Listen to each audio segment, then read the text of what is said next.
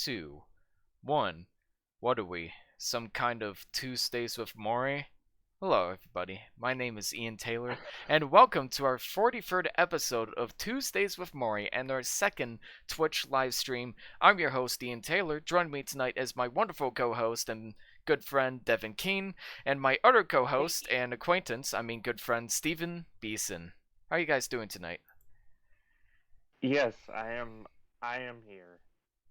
He has arrived. I have arrived.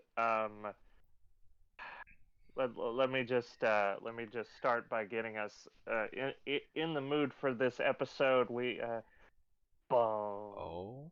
boom. Hey, oh man, we're talking about some AI tonight, aren't we? Yeah, dealing with artificial intelligence and alien life. I feel like we have to get that mix in there because I'm not really sure what ExistenZ was going for, and if you guys are open Well, to it, why kind don't... of. I Go mean, on. I mean, NPCs are kind of artificial intelligence. They are. I think when Daryl suggested this, I think he had put her in place of Existence, but you guys had already reviewed her, so Yeah, I was exactly. just You trying to got mixed figure up. something out. Hmm. Yeah. That makes So sense. yeah. Uh, Okay. Real quick Oh, though, I was wondering if you guys would be open to a spoiler-free Suicide Squad discussion, since we've all seen oh, it. I would love to. Yes. All right. Sure. Steven, I feel like you've been waiting for this moment for a long time. Please introduce James Gunn's The Suicide Squad. Oh my god. It's amazing. It's The Suicide Squad, directed by James Gunn. He was, of course, infamously fired by Disney after some shady tweets. I guess they were jokes that were taken out of context. He got canceled, and then Warner Brothers came in. They swooped him up. They said, "Hey, remember that movie that David Ayer did that we totally screwed up, but we want people to be mad at David Ayer for?" And he was like, "Yeah, okay, well, you're gonna make that, but like better." And they just made Suicide Squad, but it's the Suicide Squad. So this one, surprisingly, is a lot better. Maybe not surprisingly. Um, man, it was released simultaneously to HBO Max and theaters. Unfortunately, with kind of the Delta variant going around, it's struggled a bit. Plus the streaming release on the same day, Mhm. but for the people that have seen it, whether in theaters or on HBO Max at the convenience of their own home, seems to have been mostly favorable reviews. Critics love it. I think it's got an 84 audience score on Rotten Tomatoes, which is insanely good. Man, I loved this. Very good. Funny. It was hilarious and dark and violent, and it was a hard R rated superhero film, which I hope we see more of. Very gory, but it's also really heartfelt and genuine, and man, I liked it a lot. Soundtrack is awesome, too. It's James Gunn, so a great soundtrack isn't terribly surprising, but what was surprising was how great the original soundtrack was, because that was my biggest problem with the Guardians of the Galaxy, was that the licensed soundtrack is so great, but the original score is just so bland, run-of-the-mill, just kind of Marvel symphonic, fluff. But the original score here, done by the John Murphy, yes, the same John Murphy behind the infamous 28 Days Later soundtrack, is really good, and it fits the tone so well. It's also kind of nice to see like that kind of grungy rock soundtrack be a part of such a big budget movie, because that's not really something we see in a lot of original scores for movies, because every movie nowadays either wants to do like synthwave or just orchestral music. So that was a pleasant surprise along with the rest of the movie. I think... Well, yeah, I loved hearing the Pixies. Yeah. Hey, in this I man, there's some. I was surprised to hear the John Barrel band for the scene that we're not going to spoil at the you guys know the scene near the beginning of the movie. We're not gonna spoil it, but that song I was surprised to see in the movie and fit it so well.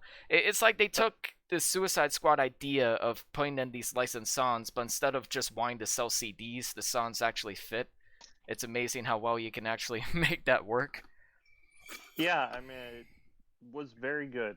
The music was great. I loved sort of the variety of the soundtrack. I mean, the score was good also. It really, complemented, certainly. But, I mean, seeing, like, Harley Quinn, she's, well, there's one scene, that's a pretty fun scene, but it's set to, of all things, Just a Gigolo, Yes. which is like this upbeat, jazzy tune, and it comes out of nowhere, and I feel like it shouldn't work, but it also actually works. Yeah, it fits her character in particular perfectly.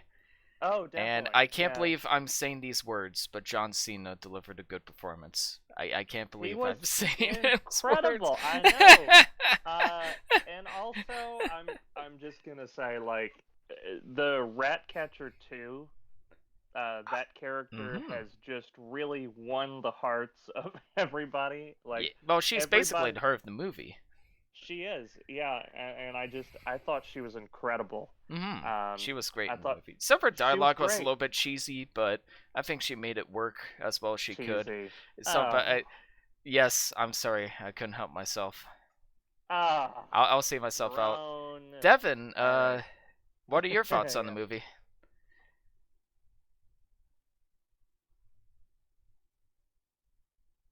Can you hear me now?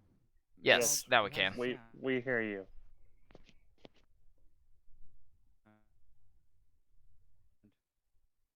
Okay, good. Because while you guys were blabbing, I switched my audio device over when my computer that, and I enjoyed it.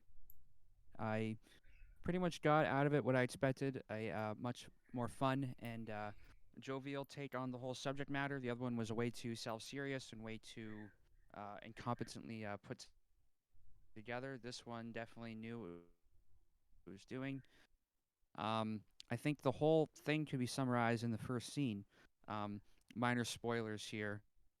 I'm glad that this film didn't fall dead in the water like the first one did, and the film seems to be very self-aware of this critical reception it has. And also, I am anticipating the sequel starring Weasel. That I'm sure is going to become a very significant character in this. Yes. Use the song "God a Weasel" by Ween. If you haven't heard that song, it's it's fun. Yes. Huh. He should Yeah. be the main antagonist of the second film, trying to get revenge on the Suicide Squad. But I just love the exchange they have about the Weasel. Like so many like fun little exchanges, which is something James Gunn is great at. But the one I thought was particularly funny was like, "Is that a dog?" It's like, "Oh, it's not a dog. Oh, what kind of dog do you think it is then?" It's like, "I'm gonna go for an African Hound." What? How is an African Hound? Postable thumbs, and it's funny, but we learn so much about the characters just by the way they banter and talk amongst themselves. Like John Cena and Idris Elba going at it just never cease to make me laugh. Even and it seems like that where it's like we're clearly not supposed to take it seriously. Like oh they're supposed to be sneaking, but they're doing the complete opposite of sneaking. But it's like okay, it's kind of meant to be funny and ridiculous, and just the characters jerking themselves off. John Cena almost does that at one point, but Yeah. Well, and also, Peace. What is his name? Peacemaker. Peacemaker. Okay, I started to say Peacemaker. Peacemaker. Yeah, Peacemaker. He's getting his own spinoff on HBO. Oh That'll be a yeah. limited streaming series, and I can't believe I'm saying this, but I'm like seriously looking forward to this. I Did can't James wait. Gunn direct it? Yeah, written and directed by James Oh, Gunn. yeah, I might have to look It's into that because they this keep is that consistent tone. Like I could enjoy that a lot actually, just as like a dumb adventure serial where Peacemaker is like trying to keep the peace by doing the worst things imaginable. I'm I down for would that. I would I would do anything to keep the peace. No matter how many men, women, or children I have to murder to I get thought, peace. I thought you were the crazy one. I am. Yeah. Even Polka Dot Man was like so depressed and lonely that it was really funny. I love the running joke with him that I'm not gonna spoil here because it's so good. I It do Oh is. yeah, Yeah. I do have Yeah. some. I had a good laugh with one cut that they had with when he explains what his main issue is, and I think you know the shot where Yes, Yes. absolutely. Yes, definitely. So I do have some issues with the movie though. It's not perfect by any means. It's too long. I think it's about like 15, 20 minutes too long.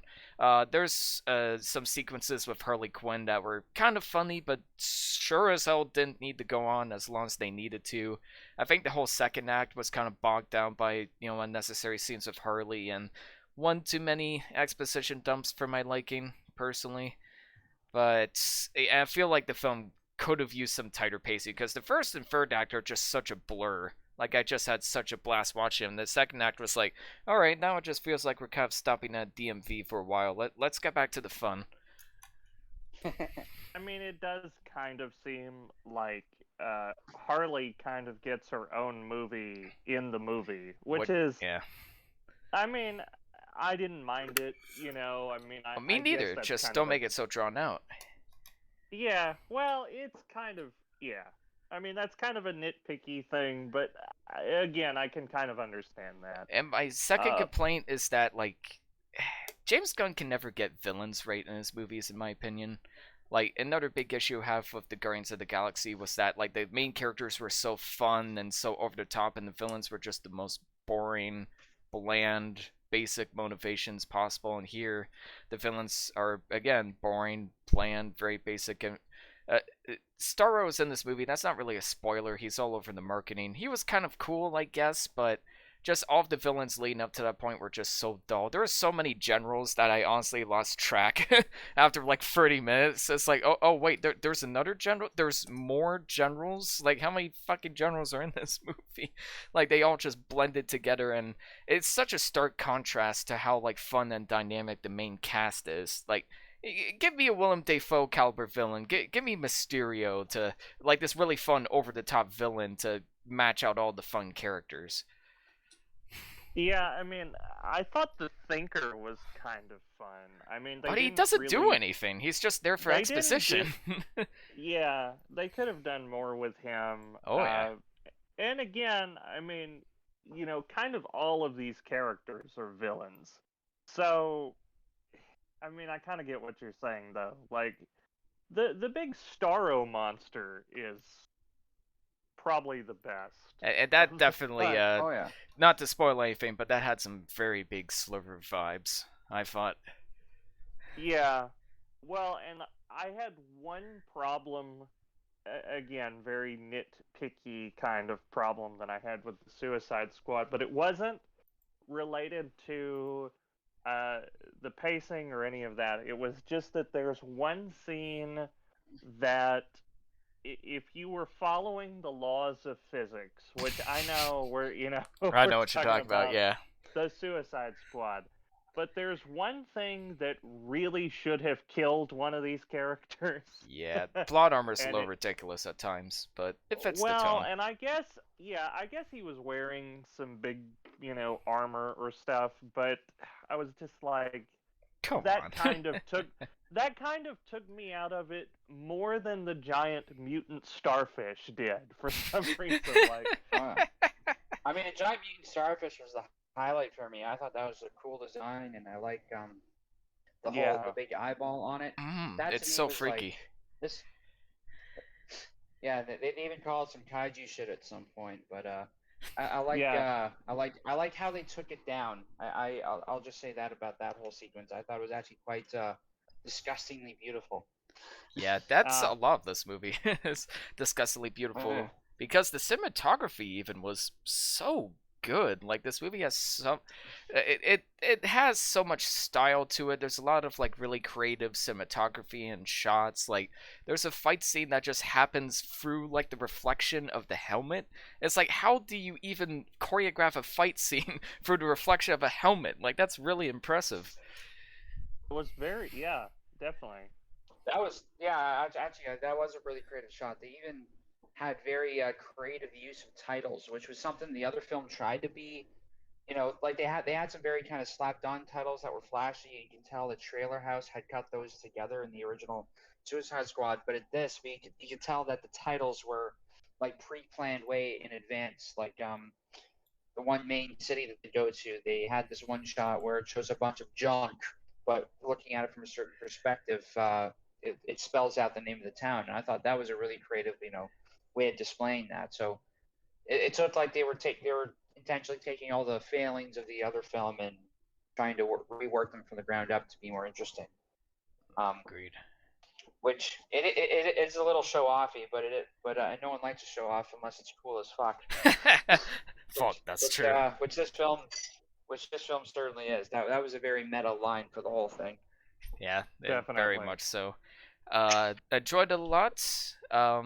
It's got great style to it. Pacing's a little wonky, but I love the cast of characters. I also love Killer Shark and the contrast between his like awful, horrible violence and the fact that he's a lovable idiot. I enjoyed the movie a lot. I'll definitely be watching it again, which I will never say about the original Suicide Squad.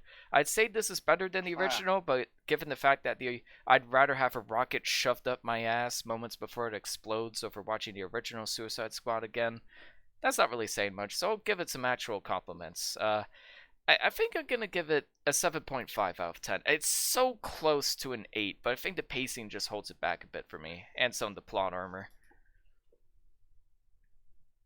I feel pretty comfortable giving it an 8.5 out of 10. Ooh. It's not, it's not perfect, but it's kind of refreshing. It's kind of nice. It was some good turn your brain off fun, and I loved it, man. So Nice. What about you, It was Devon? a solid 6.9 for me. It Oh, was of about what I course. expected it to be. I had a blast. It's not something I'm probably gonna rewatch a lot of times, but it was worth the money I spent to go see it. Hopefully I don't get Delta variant because of that, but I enjoyed my time in the theater watching it. It was worth Yeah. it. It was worth the COVID we would get in the process. If Now, it- go on.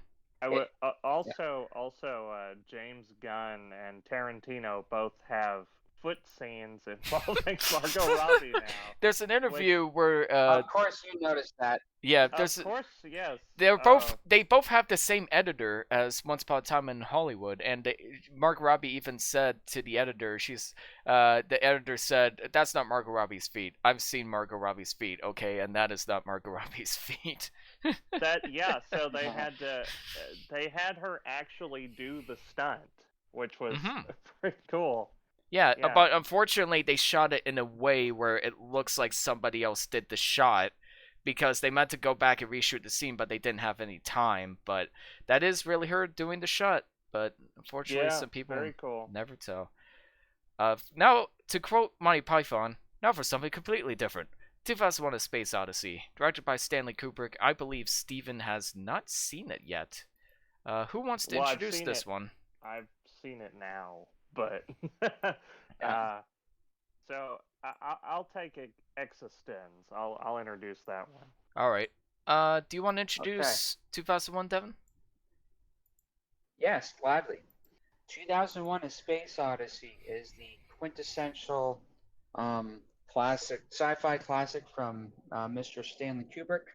This was probably his best known work of all of his films, probably his most successful film, and one that really put him on the map as a great up-and-coming director.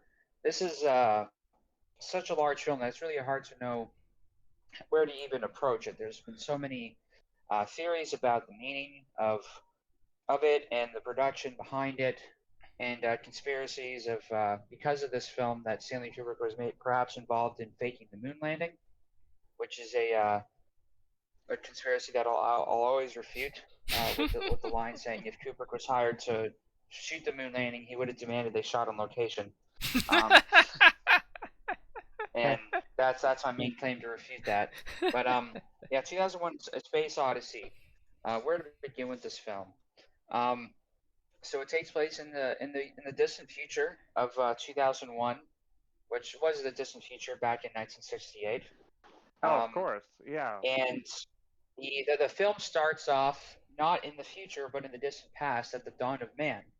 And the film opens up with these beautiful shots of Africa that were actually still images taken by a photographer that Kubrick had sent out. These still photographs that they captured and they blew up onto 70 millimeter film. And I got to humble brag a little bit, and I've mentioned this on the podcast before, that I was lucky enough to visit the Stanley Kubrick exhibit when it was happening in Toronto some years ago, and I got to see this film on 70 millimeter, which was really quite a breathtaking experience. I mean, I'm just being honest about what I experienced, and it was one of those films that once I discovered, the first time I'd seen it was actually just on like a little portable shitty DVD player, but even then it had that transcendental effect that it inspired me to look into this guy's film work and go see the real thing at one point. But it's just such a large film that I don't even know where to begin with the plot. But essentially, it starts off with the dawn of man, where a bunch of apes are having the tribal wars over water, and it's a very primitive kind of world. It's a very hostile environment where they're not the apex predator, cheetahs are.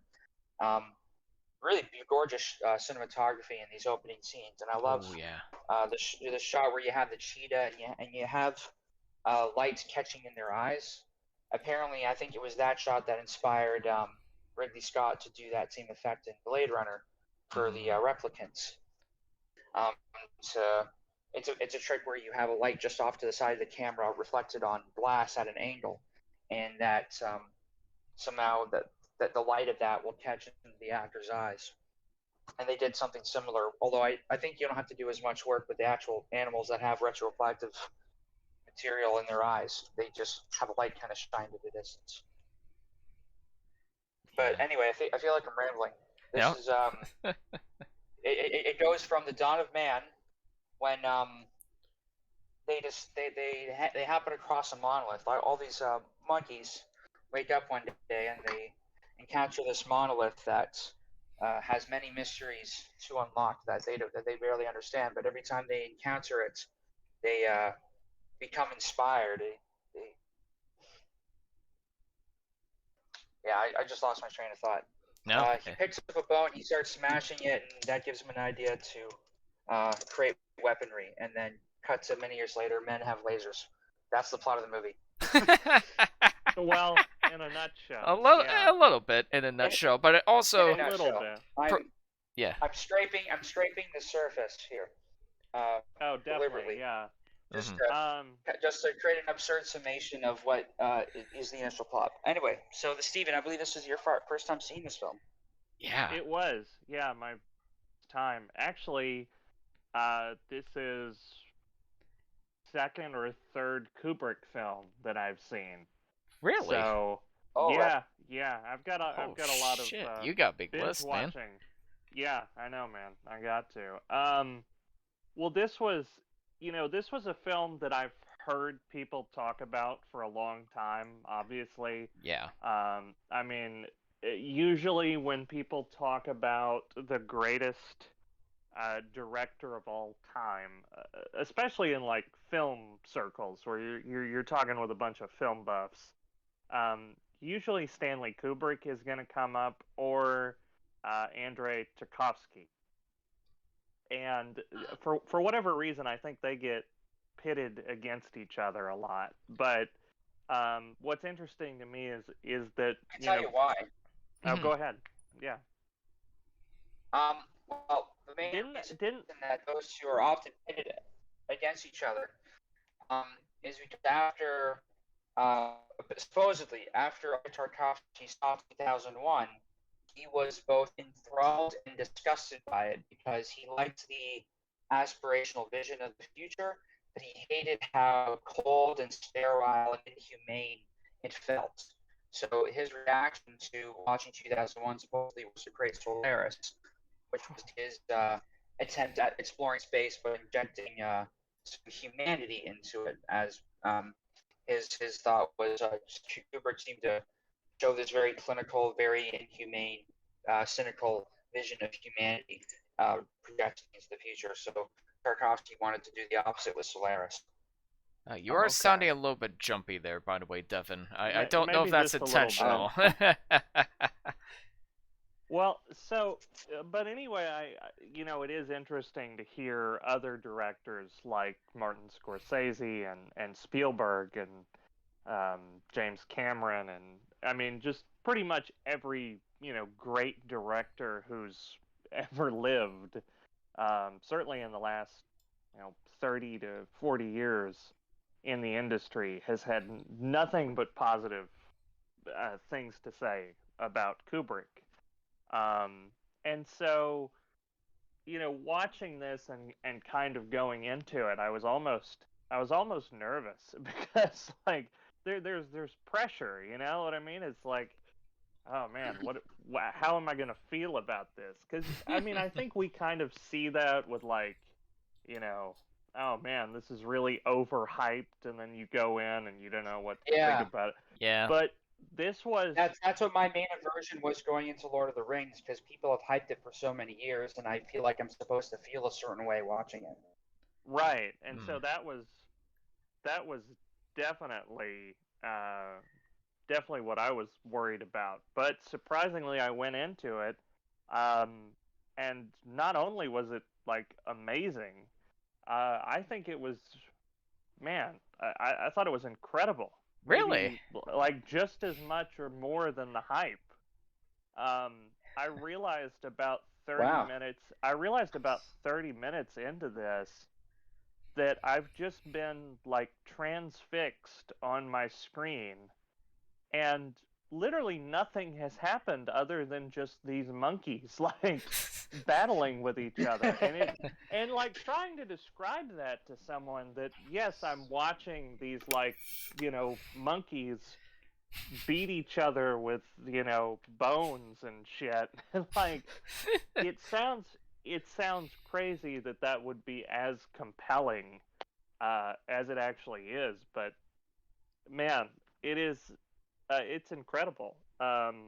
It was really just a breathtaking film. The cinematography, the camera direction. I had actually read that there's a scene in this where the astronaut Dave flies into the monolith, and he's flying in, and they do this shot where it's like he's flying through the void.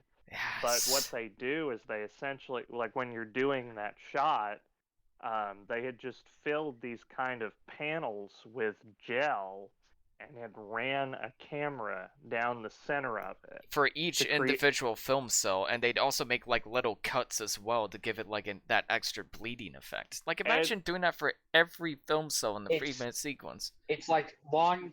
So that's the famous Stargate sequence at the end, and it's still one of the most visually and that's why it's made so much money at the scenes box ever committed to film. People have tried to replicate that digitally. And it doesn't have the same effects. Where in this case, it was all done in camera, all with long exposures. That's where you have those streaks of light. If you've ever done long exposure photography, you can see that kind of effect if you film traffic lights or if you film stars, and it's just an absolutely mind-boggling scene. And that's why I use it as the background for the banner this week, just because that shot in particular, that whole Stargate sequence is just breathtaking. Yeah. Well, I know, and it is so compelling, and I think part of what makes it so compelling is that there's not even like over half of the film has no dialogue. it feels like this very quiet, sort of just personal experience. Mm-hmm. And I feel like anybody going into it could possibly have a different interpretation. Kubrick, I had found online, had offered an interview back in the 1990s where he had explained the more literal explanation of the plot, but I love because that it's interview. but because it's, you know, a film and it's open to interpretation, and it's certainly more ambiguous when you translate something to the screen. I would be interested on hearing you guys like symbolic interpretation of it.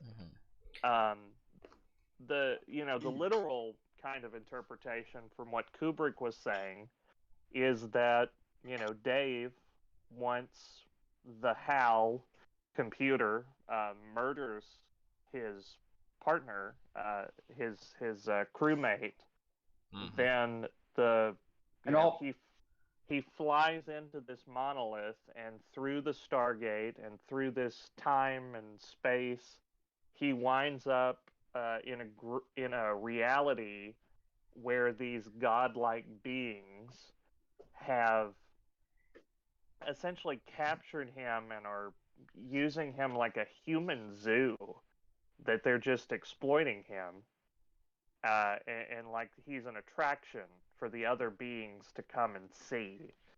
And it's through this purgatory state that he somehow absorbs this cosmic energy and becomes like a superpowered godlike being. Mm-hmm. But then, you know, he returns to Earth millions of years later as this god, and that's where the film ends. Now, that's the literal interpretation, but when you watch the film, it's so much more ambiguous. Like, it's just this giant baby on the screen. And Yeah. it's like, and I do think it's also worth noting that the book, which this film is based on, loosely based, was being written concurrently with the script. So it is definitely like a different kind of version. It's not exactly a direct adaptation, which Kubrick didn't do a direct adaptation of The Shining either. But oh no. yeah, so I mean, it was. I thought that was fascinating. Actually, in the book, The the book is way monolith more is literal. Yeah, the book just the book is explains everything. the book is very literal, and also in the book, the monolith is crystal. It's like Mm-hmm. made of ice almost, or looks that way, where it's It's like made a of mirror. kryptonite. Yeah, whereas in the movie, it's just obsidian. It's a It's movie. It's completely a movie black. screen. Yeah, yeah, definitely. It's So. the Black Mirror. Yeah, Black Mirror. Oh. Not quite, but yeah. Yeah, That's not kind of. surprising to It's anybody. more opaque and matte, but So. that's the thing. There's Yeah. so many. There is whole literature written on interpreting the ending of the film, and I think because of that direction, because he went for that abstract thing, it allowed people to kind of explore their imaginations and reinterpret the material. And like you said, because of how limited the dialogue is and how immersive the cinematography is, it does feel like a personal experience. And that's such an odd thing when you're in a theater full of people, or well, sitting by yourself and you're immersed in this world. You feel kind of directly implicated in it. It's like you feel like you're a part of it. Um, and Yeah. that's just the brilliance. And that's what I think is brilliant about the way this film is like captured. And that's why it hooks me in every time when I watch it, Mhm. because I feel like I'm experiencing this. I agree. And it's almost like Yeah. VR without the headset. That's kind of the whole feeling of it. And with that first sequence of the Dawn of Man, it's captured in such a way that it feels like you're really peering into that time period where they don't feel like there's no sense of them being observed. You're just kind of seeing humanity in its infancy, and you're seeing those kind of Yeah. raw interactions. And I remember you asking me, Stephen, like, are these actual monkeys or men in suits? Like, their acting was so convincing that Yeah, I think it's the sound design that that really sells it for them. Like it's they. the sound design. They are men in suits, and they actually had a whole documentary of how they've studied apes for a long time and their mannerisms. Yeah. They really lots it in. And it showed two of these guys reuniting after 40, 50 years or so, and the one guy just Yeah. starts walking up like a monkey and just Yeah. That's they just have adorable. it so down pat. I think the only giveaway is the feet. Right, the feet look like they're wearing Yeah. shoes with Well, I could They do a good kind job of of hiding the feet a lot, though. Like, you barely even notice that. I could kind of tell once I saw their faces, like maybe a little bit. You could make out that was kind of a mask. True. But they do You But- could such a tell good... that there was like maybe some eye makeup under to make it look black. Mhm. But it's still Maybe. fantastic for its time. Like I think this film. Yeah. Oh, it is, and I think even the makeup was better done in this and then in Planet of the Apes in the original one. I agree. Like, that's what's Yeah. so insane to me, is that this film was released in 1968. And outside of, like, a couple Mhm. elements with, like, the involvement of Russian intelligence and the Pan Am vibe to the aircraft and the flying sequence, this film has aged unbelievably well. Like, it is My God, yeah. incredibly timeless, and like everything on like a technical level, from the music to the sound design to the visuals to like all of the cool practical effects that they were able to pull off, like all of that is perfect, if not almost perfect. But I want to just And I say think that- off the bat, I don't think I love this movie quite as much as you guys, but I still think it's great. It's always one of those films I appreciate more than I enjoy, I think. Like, I'll sit through it and be like, wow, that was a really cool experience, but I don't feel as much for it as I think I'd want to, outside of a few sequences, a particularly horrifying climax that you mentioned before, and the infamous scene with Dave when he's finally being shut down. But outside of that, I don't really feel much from this experience. I do think the whole second act involving the airships and get the government getting involved and finding the monolith, none of that mattered. None of that had any impact on me. Nobody ever references it when they're referencing 2001: Space Odyssey. It does feel a little bit like Stanley Kubrick is jerking himself off a little bit, kind of showing off like special effects, because I didn't really get much else from that sequence in particular. And I feel like if that sequence is always where I'm just like, all right, come on, just get to Dave, just get to Dave and Hal, like the sequence people actually care about. It just didn't do much for me. I do think some of the acting is kind of bad, and yes, I know a lot of people said like the directing was intentionally cold and distant, but I'd like to see some emotion from my actors, please. And the weird thing is, the sequence near the end is so hit and miss with that, because like everything, like when they're talking about Hal, they're so bland and robotic, but when Dave is like trying to communicate with Hal, is desperately trying to hold his emotions back and pretend like nothing's wrong, that's fantastic acting. And I don't know if that's intentional or if the actors were just directed in a weird way. I don't know. It does just kind of pull me off a little I totally bit. think it is intentional. So like, Oh yeah. there's a whole progression there where when Hal isn't functioning properly, or they're suspecting that Hal might be malfunctioning. That was a brilliant sequence where they go into the pod and they think that they're sound insulated and Hal can read their lips. Yes, and the I cut love to the their joke that they lips have was in great. I don't know if you've seen Futurama. They do a parody of that scene where they do this, where their ship has become self-aware. They have a AI computer voiced by Sigourney Weaver, and they go into a closet and they start talking, and she's like, "Oh, if only I could read lips." Yeah, I love that episode. No, I think that sequence is it's a bit of a twist, but it's very subtle. Like they don't overplay it with music. Mm-hmm. Even Yeah, there's these like almost push-in jump cuts that you would expect, like dun dun dun, those kind of music cues, but there's none of that. When they're in space, it's totally silent, other than the sound of the voice of the yes of him breathing, of Frank. It adds so much to the tension. That oh, absolutely. Just having the absence of sound, and I think it shows just how little you need for it to be effective, and it's a good exercise in minimalism. Oh, definitely. And I think the other thing to note is that when the computer is reading lips, that's kind of our first cue that the computer has gained this sort of sentience. It's kind of got a mind of its own, and it's acting. It's so creepy.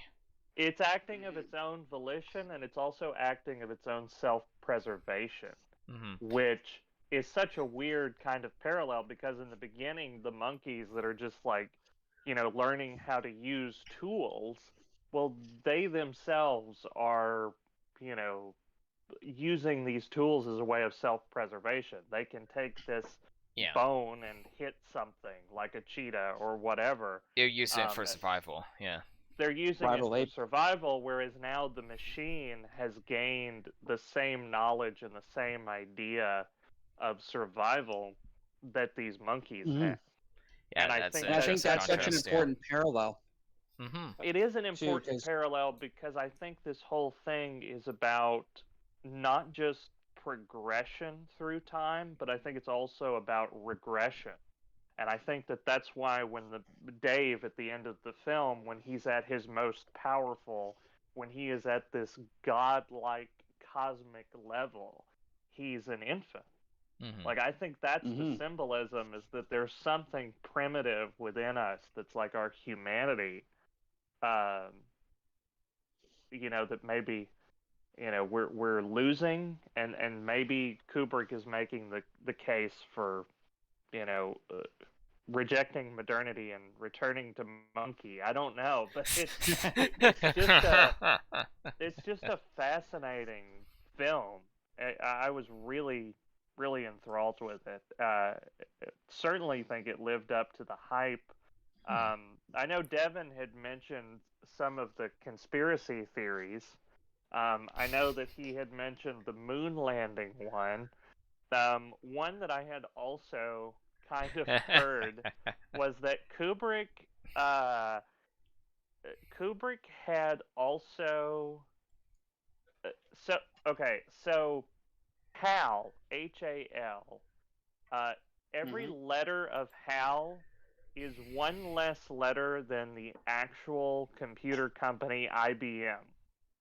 Yeah. And the argument was that maybe Kubrick made this as some kind of like shade towards IBM, because it's also worth noting that the song that Hal sings, Daisy Do, was one of the first experiments that IBM had done in its effort to try and create a supercomputer. So they had that computer actually sing um, that Daisy Bell. Daisy Bell. Yeah. So unfortunately, or maybe fortunately, that rumor was dispelled, and there's people who have tried to like even zoom in on the face of the actor who plays Dave during this one sequence because they say that the light hits him a certain way and that IBM lights up on his shirt or on his face. And unfortunately, so it's not IBM. It was MEM, which is, if you look closely at the computers, there's NAV, which is navigation, and certain three-letter, like shortened versions of things. And what's actually lighting up on his face is MEM, which is memory. And what's funny about all of this is that Hal actually went through several different changes. The name of the computer was originally going to be called like Socrates. There was a bunch of other names that they went through, but they settled on Hal, and somehow it that people were, I guess, like, we're starting to think that maybe this was some kind of shade that Kubrick was throwing towards IBM, and actually Kubrick and Clark both came out and were actually embarrassed that that was the assumption people had made, and in fact they were pretty much vehemently denied it because they had nothing but the utmost respect for IBM, and in fact IBM had helped to produce the film and had paid to have some of their logos on the astronaut out uniform. So so it wasn't disrespectful of IBM at all. It was quite the opposite.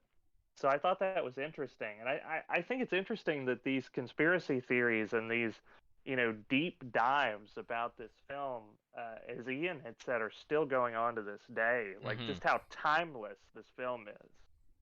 Absolutely. I think that is definitely a highlight of the movie. I wouldn't want it designed any other way, absolutely. There's a lot of interesting interpretations. There's the whole like Russian Cold War fear, paranoia induced further aspects in the movie where they're constantly worried about Russia getting involved in their technology and they want to beat Russia to reach this technology first, and this kind of shows like the dangers of rushing to meet like the highest technology deadline before your opponents try to reach it, and you don't know like the disastrous consequences that could come from it. I feel like that's kind of like the theory I go with the most. It's just kind of the dangers of technology and how technology is often used as a crutch and is often used to destroy our opposition like it does at the beginning of time, and how the weaponry evolves into even stronger weaponry in the future, and how that weaponry turns against us at our very last moments. Even through the Jupiter sequence where the technology is basically manipulates and turns David into something against his will at the very end of the experience. Definitely. And there's a scene that's kind of overlooked that I think is just really fascinating, especially for like the politics of the time. But so when we first meet Harold Floyd, he's the main scientist that is going up to check out this monolith that they've uncovered on the moon that, according to their excavation, has been deliberately buried, which is evident that this is from some alien life millions of years ago. But what's interesting is that surrounding it, they have a whole cover story that there was an epidemic that broke on the base, and they're trying to cover that up.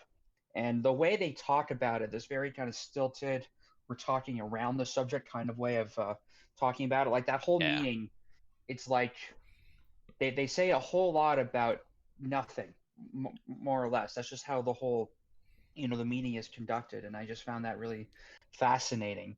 And it really sets the tone for how the bureaucracy around these discoveries is taking place, where in a sense it might be proper and professional, but at the same time, it doesn't quite get to the heart of the matter. It doesn't quite get to it. And I love the image where they're all gathering around to take a photograph in front of the monolith, like, hey, look at all this work we've done to uncover this thing. And they don't even know the half of what it is they found. And that's when it beamed its signal to Jupiter. And I just, and I like how the whole opening sequence, when you see all these commercial spacecrafts, it's with the Blue Danube music, it feels like a commercial for Pan Am in the future. Like it's very shot beautifully, and it feels like a commercial for all this technology. But then, it takes a dramatic turn when they bring in this music by Ligeti, the music Requiem, and it just has all these choir of voices that are singing discordantly with each other, and that is such a haunting piece of music that I absolutely adore. And you look at the same spaceship kind of sequences with that music instead, and it totally sets a different tone that, it's leading into man's ignorance of, championing these discoveries, but again, not knowing the full implication of what they, every time the monolith shows up, it played that music for the apes as well when they first uncovered the monolith. And they gave them this technology and knowledge to use against each other. Yeah. And I think it's a good stand, and it's a good metaphor for unfathomable knowledge of men always like exceeding their grasp, and maybe they gain something from it, but what it leads to is unknown, and that's the staying power of this film and this messaging. I think it's just that visual imagery and the metaphor of what it means. It's not just like the monolith as an object, but what it represents. Although I would say, I think at some point, I don't know if it was a joke or not, but someone created a monolith paperweight, and I would totally buy it. I'd need one too. I have on my desk. Yeah. Oh man, but I just wanted to comment on the music there because I thought it was super impactful and powerful. I think I actually ended up using that music once in a short film I did in school, just because I like the effect of it. Also, the way they show how we would interact with technology in the future. Some people would say predicts. This might have also influenced a little bit, like when they first wake up on their spacecraft, or when they're kind of just waking up, they're watching a BBC broadcast about themselves, and they were watching them basically on these like vertical iPads. I And know. Yeah. That's another thing. Even the technology in this film is just unbelievable. Like Simpsons level of predicting the future. Like there's a Skype call, there's voice identification, there's Pan Am travel so we could watch like different movies on different screens, and zero gravity. Space travel wasn't even invented. Well, space travel was Well- invented, but it was still in the process of going to space. Nobody has been to space until this movie came out. Yet they absolutely nailed how zero gravity works. Like I can't believe that. Oh, you okay there? You alright, man? yeah, sorry, I dropped a knife, but everything's fine. Okay. But there's What a It's weird. all good. Let's move on. Moving on. no toes have been severed today. We're all good. Okay, good. Okay, good. But yeah, there's an element of it predicting, but it might have also influenced, like, you know, Steve Jobs wanted to watch 2001 and thought iPad, you know. Oh, fair point. Fair point. Well, and So- also, I mean, you know, think about like, you know, Star Trek, which was also coming out around this time. That how it kind of predicted things, and It's insane how Yeah. much research they put into that sort of thing. But Well, yeah, and I think part of Carl it is research. Sagan- Yeah. I think Carl Sagan was a part of research as well, or was some part of production on this film. I know he had talked to Kubrick at one point, so yeah, I mean, it definitely shows a level of care and consideration that you don't see in a lot of sci-fi films, especially not Absolutely. anymore. Agreed. Mm-hmm. So, but that's kind of my thing. Is a lot of it is like, yeah, that's really well done. That's really cool. That's a clever edit. But again, like outside of the two scenes near the end, I don't really feel much of an emotional connection to this film personally, especially compared to You're other killing me, works. Smalls. Especially compared to other works Kubrick has done, which like Paths of Glory, Full Metal Jacket, Clockwork Orange.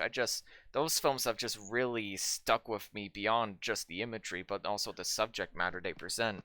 And the subject matter here is really interesting, but doesn't resonate with me quite as much. But I still love the film. That's I fair. still think it's incredibly well made. It's just very much one of those films that I always appreciate more than I personally enjoy. I do think it outstays its welcome. I do think the second act is mostly pointless. I do think some of the Oof. moments were Oh. more stiff than they expected, Ian, but okay, we get it. I'm Fine. just, Stop. it's still Just stop. great. You It's still didn't great. get I am not deeper. done. And you know what? That's fair, but bet you're killing my vibe. Hey, you're It's all fine. Yeah, No, no, no, you're mushing my it's mellow, fun man. criticism. You're all Yeah, mushing my just don't mellow, kill man. My vibe. Yeah, Well, I'm just wrong, but let's other than that, I have no let's- issues with the film. It's just. all right. Let's get these ratings out of the way, because I don't want to see Ian get canceled tonight. Like good old Oh, James Gunn. Oh yeah, nice segue. So Devon, go ahead and open the floor out of 10. This is okay. So this is a hard film for me to rate. Well, very hard or very easy, depending on how you look at it. Because this film was just so formative in my interest in filmmaking. Like when I saw this film, this solidified my interest in filmmaking. Like this is what I want to do. This film just transcends me to another place in time, and I feel like I'm a better person having seen it. There's pitfalls to that, of course, but you know, this is literally one of those films that I absolutely like. Like discovering Quentin Tarantino was one thing. Discovering this film from Stanley Kubrick was another thing that just took me to the next place. Of I agree. this is where this is where my ambitions want to. This is what I want to aspire to, in terms of having this kind of impact in filmmaking and communicating this level of. I don't even know how to describe it, but yeah, this is like one of the most important films to me that I've seen. Yeah. And if it wasn't mathematically impossible, I'd give it an 11 out of 10, if not more. Damn. Yeah, So I'll you're put that giving it down. 11 You're out of giving it 10. 10 out of 10. Oh yeah. All right. What about you, Steven? Well, man, I just gotta echo what Devon said. I mean, this is such a incredible film. I've never really seen anything quite like this. I'm not sure that I ever will. That's fair. And I'm not sure that I mean, obviously, I think, like Devon was saying, it's a film that inspires filmmakers. I think I had heard Martin Scorsese say that he watches Kubrick films whenever he's depressed about his own work because it inspires him to do as good as Stanley Kubrick. Damn. And yeah, I think that's all I should have to say on it. This was a really powerful experience, and I'm giving it a 10 out of 10. Damn. I feel comfortable giving this one a great out of 10. It's a classic. There's a reason it's beloved by so many people, and I have my issues with it, but it's so unbelievably ahead of its time, so technically perfect for a film from the 60s, and the last 30 minutes alone are just some of the most horrifying non-horror imagery and scenery I've ever seen in the movie. Like, that sequence always just, in Jupiter, always just gets... It's one of those scenes in a movie where I'm just like, I'm a little bit miffed and annoyed by the film, but as soon as I get to that sequence, every time I'm just like, wait, what was I mad about? Like, all my issues just washed away at that point. And it's such a great payoff. I think it kind of cleans the slate for the what's the word? The disassociation. The disillusioned film lover. It cleanses the palate. It's like, okay, this is what film can do. Absolutely. I'm happy looking at other stuff again. I couldn't agree more. Yeah, I agree with Scorsese that these are the kind of films you turn to when you just have lost all hope in the world. You look at this and okay, everything's right again. Yeah. But there was one other thing that I had noticed, and I just wanted to mention this quick. And this was something I first noticed actually when I saw it in cinemas. There's like one sequence of handheld camera, and that's right when Hal had refused to let him in, and he had to get in the hard way. And after he had to let go of his partner, the camera actually becomes handheld at that point, which is the edgiest kind of cinematography you see in the whole movie. And I just think it's very subtle and effective and well implemented. It feels like, going back to those kind of guerrilla filmmaking roots a little bit. Like if you watch Kubrick's early films, there's a lot of that kind of in the moment kind of camera work, and I love that sequence for that reason. So what did you give this? Oh, go ahead. I was trying to get Ian's out of 10. Oh, I gave it a great out of 10. 8 out of 10. 8 out of 10. Okay. Yeah, I think I sounded a bit more harsh in my review than I actually was. I still love it, just not quite on the same level as most people. You're playing devil's advocate, which is good because we're just both seeing this thing to high heavens. So it's good to pick at it. I don't have the same emotional impact every time I watch it, but I'm reminded of how I felt first time watching it. Yeah, and that is hard to achieve, and that's the thing for sure. And definitely. And also, I'm just glad we talked about this movie because it gives us an excuse to watch 2010. Oh, yeah, there you go. which is the sequel. Do we have to? Yeah. Yes. Yeah, definitely. Yes. I think it's worthwhile to explore 2010 and how it isn't a Stanley Kubrick movie, but it is a sequel to this movie. Dr. Sleep and 2010. Yeah, that's what I was thinking. Is there a Hey, third Devon, it's your recommendation next, so keep that in mind. Shoot. Yeah. I just might.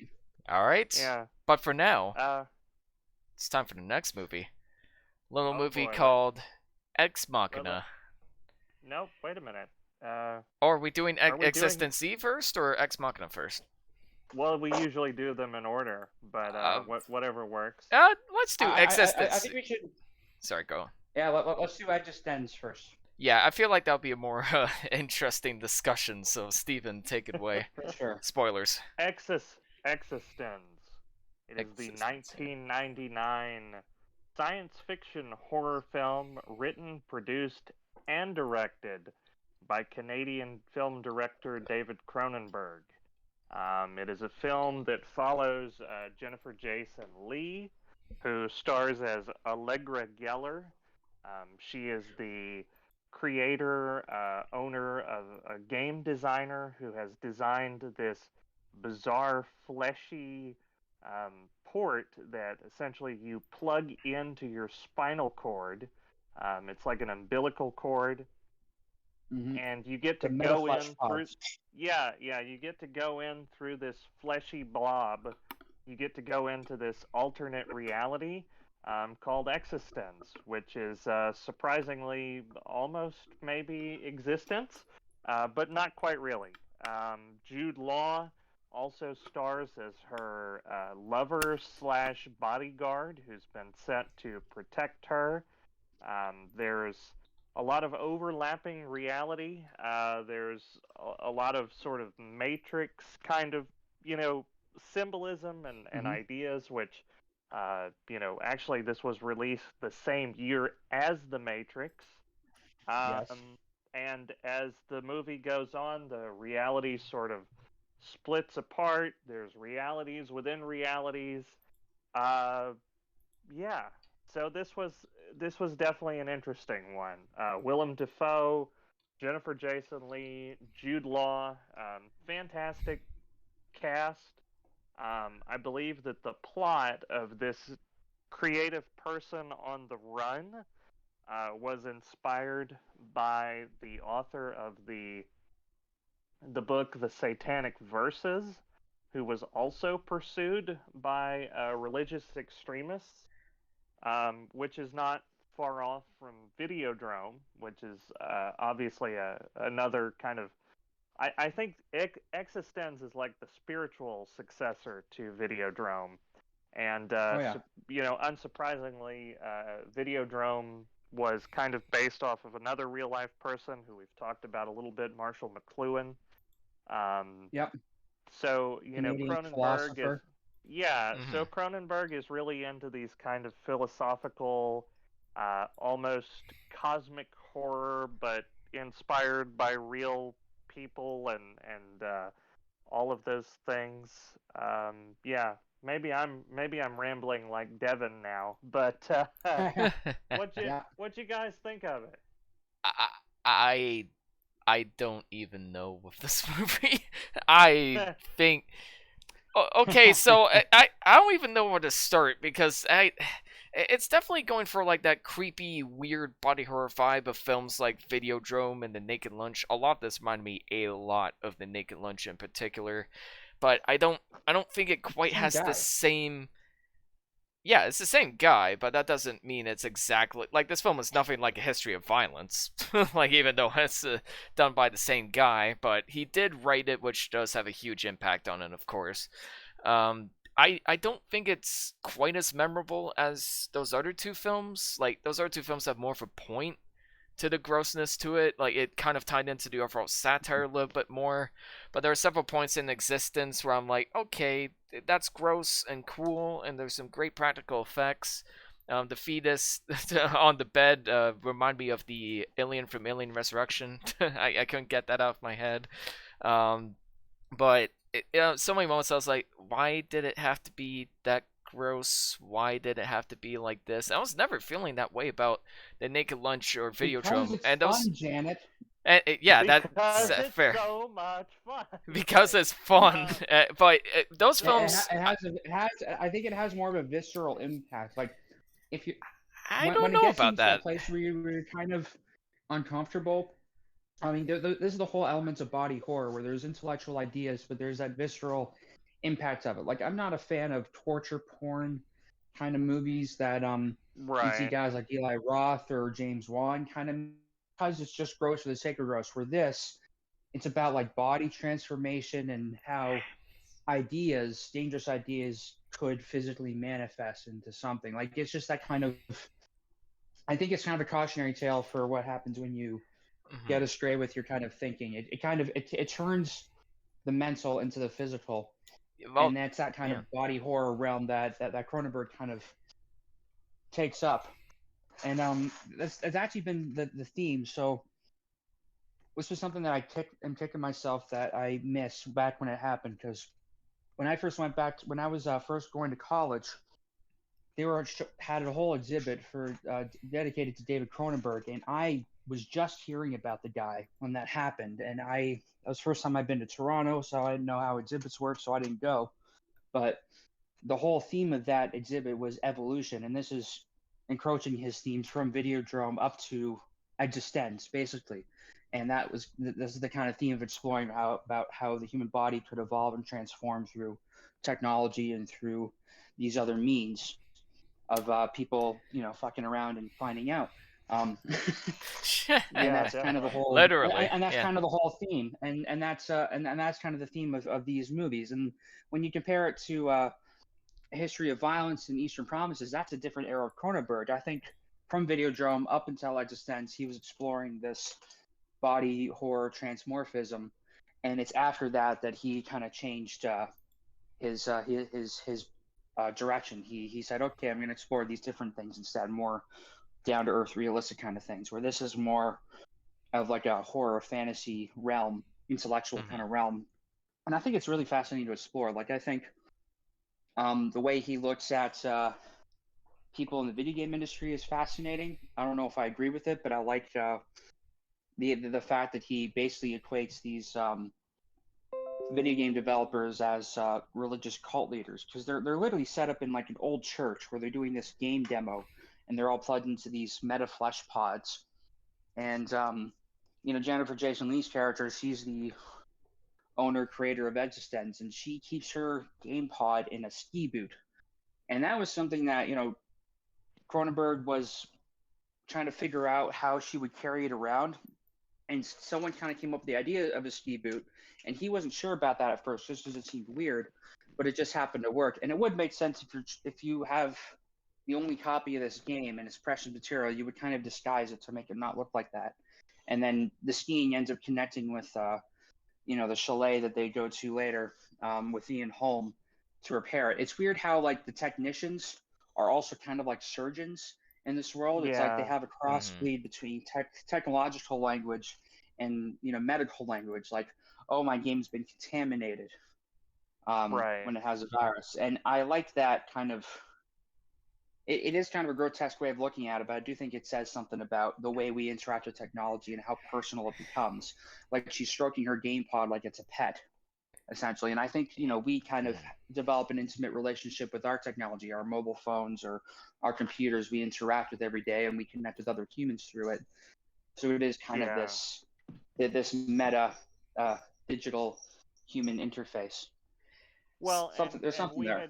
We had kind of touched upon Tarantino with the it's so much fun, but it's actually funny that you bring him up, because one of the things that I really thought about when I was watching this was, like, for me, and I'm sure is the case with most people, like, if you put on Kill Bill or if you put on Pulp Fiction, 9 times out of 10, somebody's like, even if they're not super into films, they've heard of those movies, they think they're great, they think they're some of the greatest films of all time, they're pretty much universally praised. Whereas, like, with Tarantino, and you could do this with any director, right? But, like, with Tarantino, he's got one like Death Proof. That one, your mileage is going to kind of vary, no pun intended.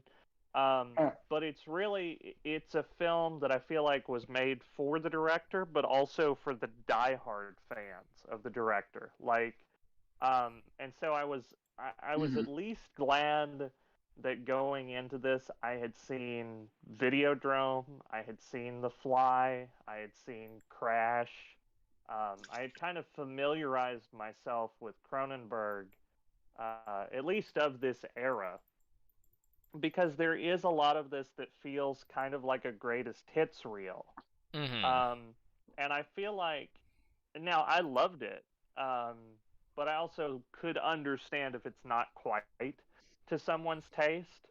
I think that it's pretty self-aware, and I'm not at all saying that it's a bad film. I think that on a technical level, this film is incredible. I mean, even just the scene where Jude Law is driving, and there's this old kind of Alfred Hitchcock style scenery behind him that's like showing you like this isn't real what's going on, and it's so subtle that they're not using a traditional green screen. Uh, they're not doing this practical. It's not actual outside driving, but it's literally like a cutscene. And I think there's some brilliance to that, and I think there was a lot of thought and effort put into this. I don't think that it's quite to the level of Videodrome. I feel like Videodrome probably explored this a little bit better. With much more subtlety too. But I think Sorry, go ahead. No, but I also had a great time with it. I mean, I did too, but that's conflicted with having a great time with it because I just love Cronenberg's madness, or having a great time with it because it's a genuinely compelling movie.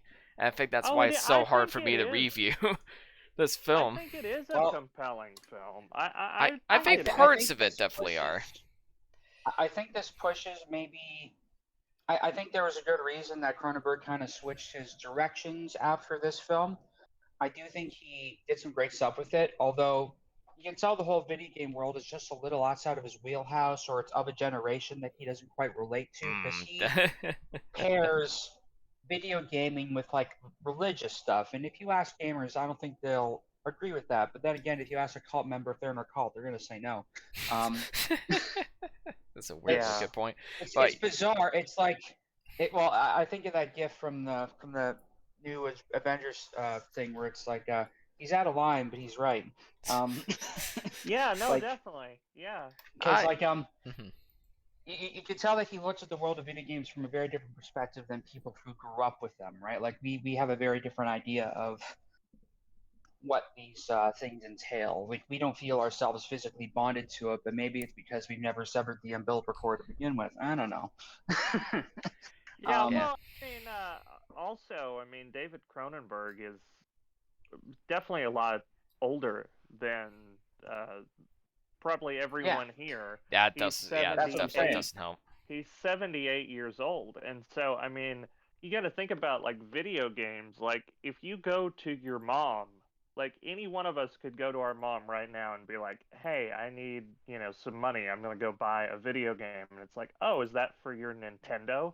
Like, like, it doesn't matter what the game system is. It's all a Nintendo, right? And so I think he's maybe a little bit, I don't know, maybe a little bit out of touch, but I also think he's surprisingly maybe on the mark a little bit. Like there is something that I think so. I think he's very sharp with it, but he just has a different perspective on it than we do, is what I'm saying. Definitely.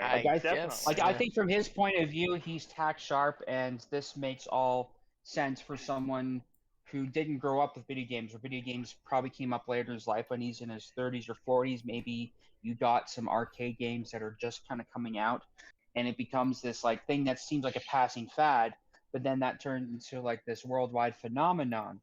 Like you would have this different kind of view of it, and you would relate it to, kind of old religious thinking. Where for us, like video games have always been around, and that's just like a thing you do in your pastime and it's part of your childhood. So we just have different perspectives on it. I think he's tack sharp for someone coming from his generation, but we wouldn't necessarily look at it that way. But I do think it's a well done execution of that. Right. Well, I do think that he's pretty self-aware. For sure. I feel like there's a couple of and I think there's a couple of moments in this where he kind of winks at the audience a little bit, and that's kind of what reminded me of something like Tarantino's Death Proof, or something like for David Lynch, maybe, Inland Empire, because he's like, there's one scene where Jude Law, it's like he couldn't have looked at the audience and winked when he's like, well, I'm just really afraid of getting penetrated. That's the other thing of this movie that I think kind of drew me out of the experience a little bit, is that Cronenberg is great at getting like amazing central performances. Like either from like James Woods in Videodrome, or The History of Violence, or Eastern Promises.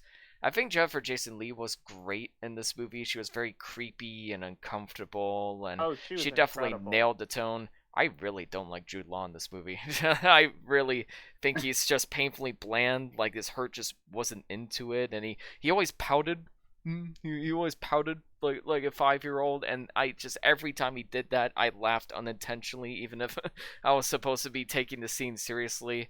Like I could not with his character. The whole time I was just like, "Can we just get a movie about Jennifer Jason somewhat of a Leigh?" foil here. Like, yes. When When Willem Dafoe shoots him in the back to get that bio implant, which he had to get this bio plug illegally to be able to port into the game. Yeah. And it's like he shoots him and he gets thrown into the chair, and he's like, "I love it." I don't know. I like stuff like that was funny. I just needed more of that and less of the 5-year-old pouting and just the bland blank stares. It's this story needs a more compelling protagonist. This film is so horny. I mean, oh yeah. Oh like, god, yeah. They're like just fingering the spinal cord vagina thing. Sticking like the device on the woman's back, and he's like sticks his tongue into it. It's like you couldn't just have him press a switch. They also lick and like suck on the umbilical cord before they shove it in the back. Well, of course. Well, what else do you do with an umbilical cord? Sure, and there's so many shots of Jennifer Jason Leigh's feet. Tarantino would be proud. Tarantino would be very proud. There's like a whole segment where the umbilical cord is like wrapped around her toes. Like that's why I say I think this film is a lot more self-aware than I think we're probably giving it credit. I think it knows 100%. Like I think parts of it are. It's very tongue-in-cheek. No, I think it's 100% self-aware. Like he's breathing freaky. You love it, and he knows it.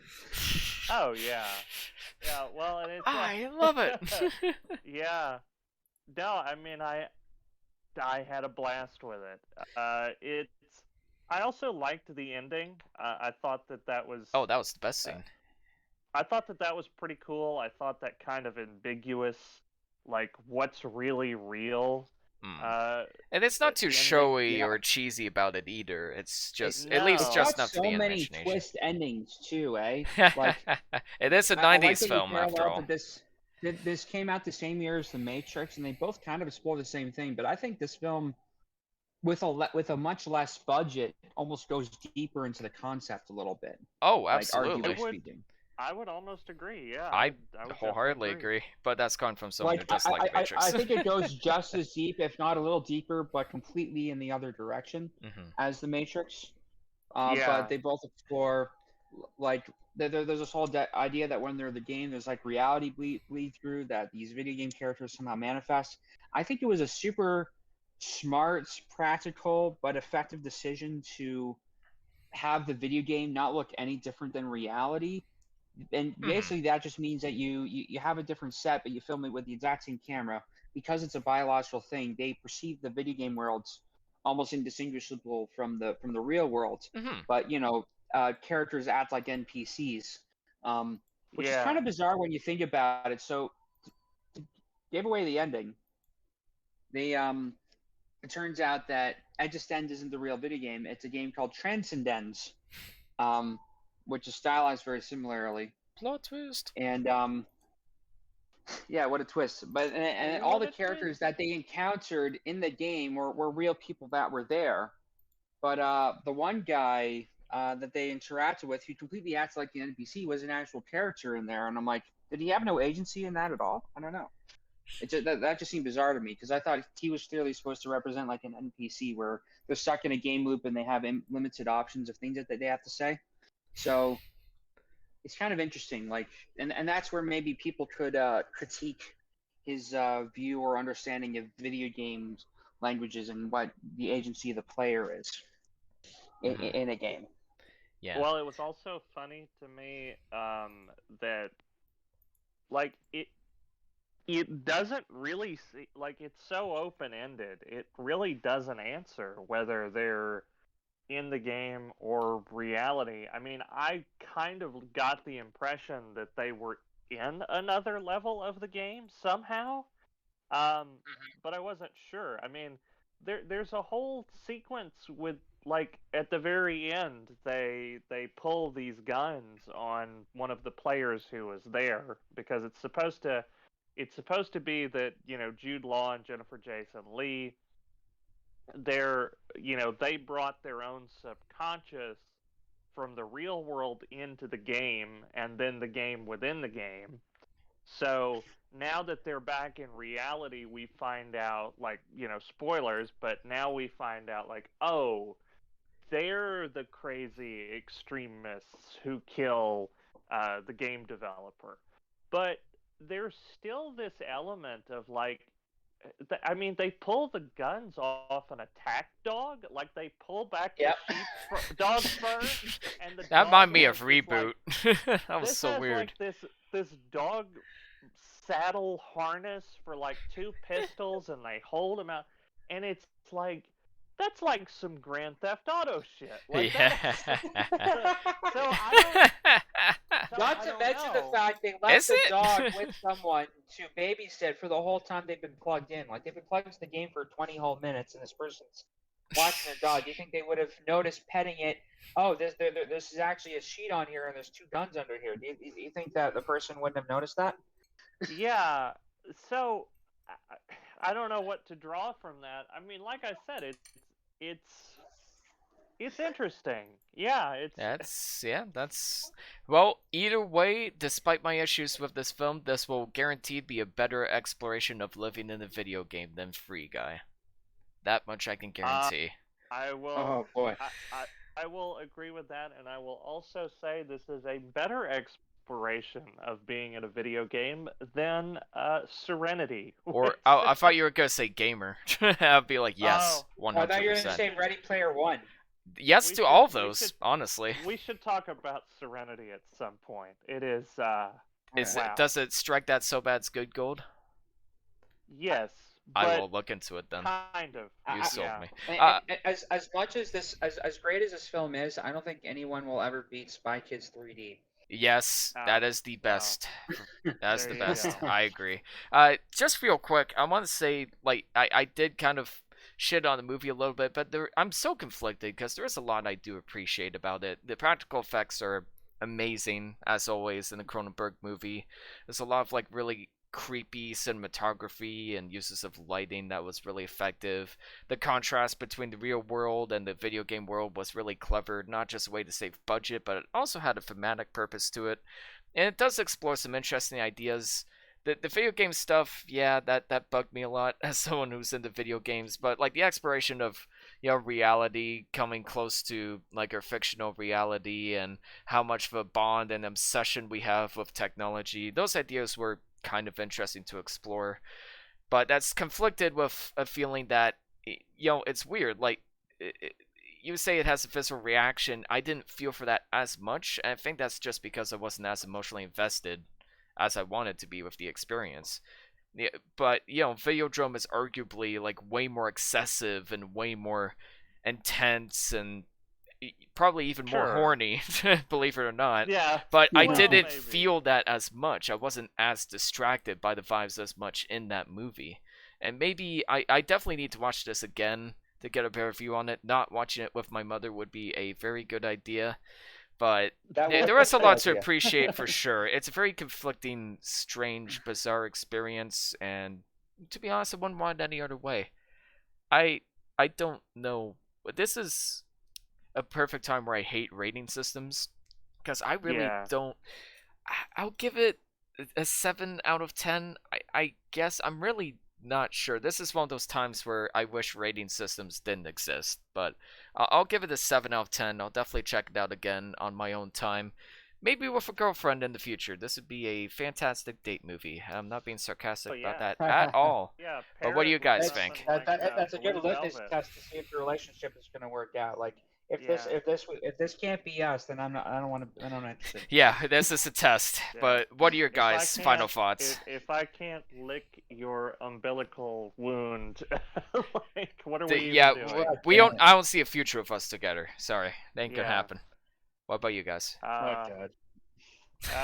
So again, I completely understand if it's not to someone's taste, but I personally loved it. Is it as good as Videodrome? No. Is it as good as Crash? No, not at all. But it's a fun movie. I still had a good time with it. I thought that it was a lot deeper and a lot more self-aware than I think it probably got credit for, especially at the time. The same year released as The Matrix. Yeah, so I mean, I completely understand where the criticisms are. I accept that, but man, I still really think there was something here. So I'm gonna give this a 9 out of 10. Nice. Nice. Devon, I swear to God, if you give it what I'm thinking you're giving it. Don't do it. I hate rating systems too, because this is, yeah, I think it's a great alternative view to the world of the Matrix, and I think it explores those ideas pretty well. Although it's definitely not like high on the rewatch factor, but it's a film that'll, come back every so often just to take in just how bizarre and grotesque Cronenberg's world can be, but how fascinating and how true to life some of it is. Sure. You know what? Fuck it. I think I'm going to give it exactly the rating that you have in mind, just because that to me is a nice rating. I couldn't agree more. 6.9. Nice. It's and that's not because I like it any less than you. I like it more, but just with everything way together, and because of the meme, yeah, it's a 6.9. Yeah. Fair That's enough. fair. Fair Yeah, enough. that's Oh, yeah. fair. We have one last film to talk about, Ex Machina, or as the losers call it, Ex Machina. 2013, directed by Alex Garland. Spoiler alert, by the way, this film came out somewhat recently, so keep in mind there will be very heavy spoilers. So it starts out with a young programmer who looks like a fuckboy, played by Domhnall Gleeson, who is randomly... I'm sorry, I couldn't help it, but I always think that. He is randomly selected, and he thinks he won a prize. Turns out he was simply selected to head over to this advanced genius played by Oscar Isaac. I believe his character's name was Nathan, and invite him over to his house to study a brand new AI artificial intelligence known as Ava.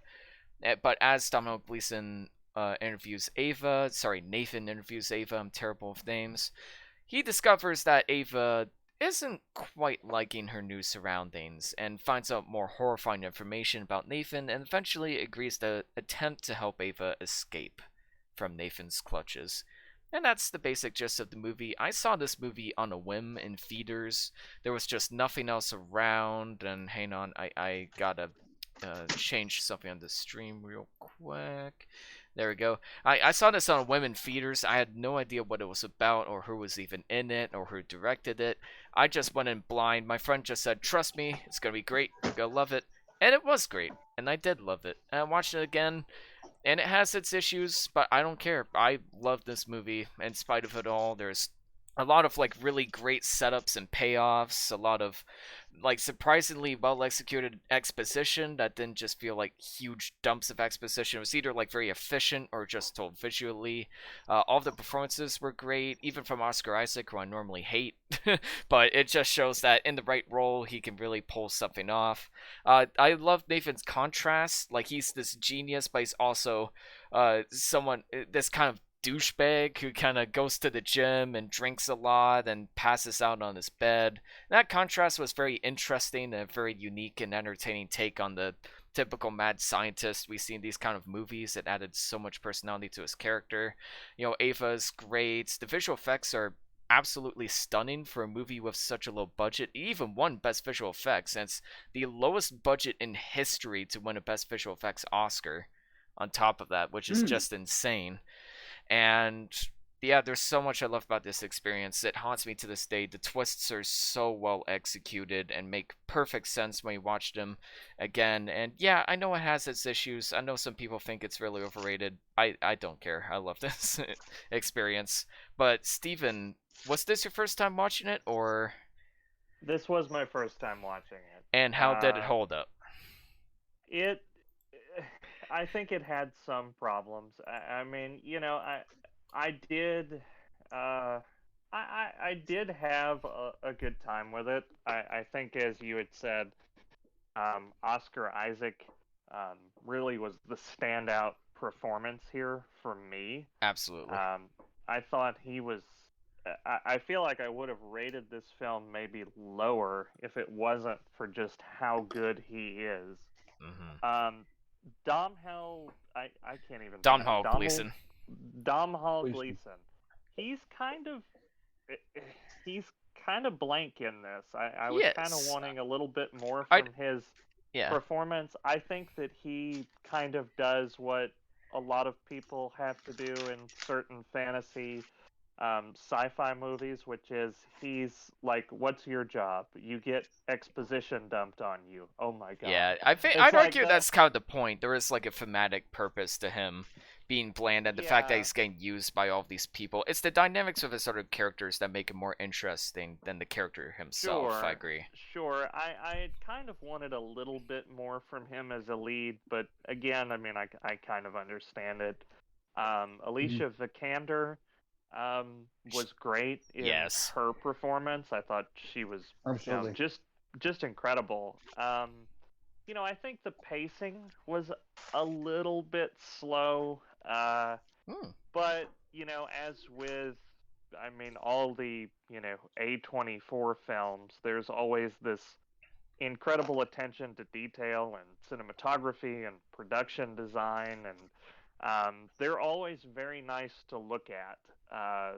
Sometimes the plot suffers for the technical level, I would argue, on a lot of these A24 films. I didn't quite notice that as much as on this one. I thought the plot was at least serviceable, very glossy, very polished, cinematography, and I think the plot was interesting. I don't think that it's quite able to answer its own questions. I think that it's not in the sense of something like, 2001, certainly. But I think it's a good movie, and it certainly stands out as an A24 movie that I managed to get into. I think if I was going to nitpick about anything, I think that there were just a few plot twists that felt a little predictable. I would say, like, I kind of saw it coming that Oscar Isaac's girlfriend was also a robot. Like, I think I saw that coming a mile away. There was some great build up to that, though, and I don't think that was meant to be a twist so much. Well, I keep forgetting, anytime I rewatch a movie, I forget that was supposed to be a twist. Like, it just seemed kind of obvious. Yeah, I know. But I do remember it being like a surprise the first time watching, but then it's like, oh yeah, I know she's a robot. Yeah. So that scene loses impact a little bit. A little bit. It's still a horrifying image. I think the imagery makes up for it a little bit. And again, like, the visual effects are exceptional for such a low budget. Oh yeah, the visual effects are good. I mean, like I said, really nitpicking, but yeah, there was a couple of twists that were just a little bit predictable for me. Fair enough. Overall, I had fun with it. It's an interesting sort of take.